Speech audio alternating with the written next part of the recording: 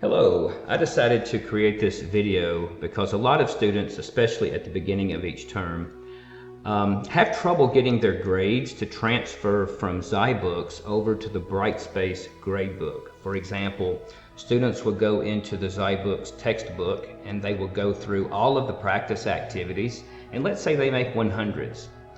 Then they go into Brightspace and it is showing a 0. And the reason it's doing that is because the student is going into the ZyBooks link and doing the activities from there. What they need to be doing is they need to be going into each activity by its own individual link. For example, notice that I've clicked into Module 1, and once you get into Module 1, you will see that there are some descriptive statistics resources. You have a discussion here that you can click on, right? And most of you do okay with the discussion. You'll click that, do the discussion activity, return to it later to do the replies. But this is where students, I believe, are messing up here. Instead of going through the ZyBooks textbook link to do those activities, they need to be clicking here. For example, if you want to do the participation activities, you'll click this link, and as you can see, it will take you to ZyBooks, and you can go through all of the activities, right? You can just select, the correct answer, hopefully, right? And go through, and as you do, you can work through all of the objectives. Now, suppose you get to 1.113 and you decide to take a break. That's fine, you can log off. Your progress has been saved. But if you want to log back in to continue, let's say the next day, you have to go back to that same link in order to get in. In other words, you've got to go back to Module 1.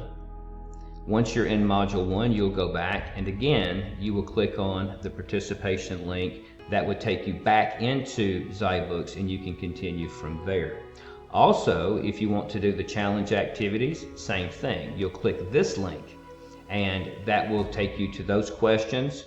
Once again, if you log off and take a break and decide to come back later, no big deal, but just make sure that you go back into Module 1, click on the link, and then that way the gradebooks in Brightspace and ZyBooks can talk to one another, and those grades should transfer over.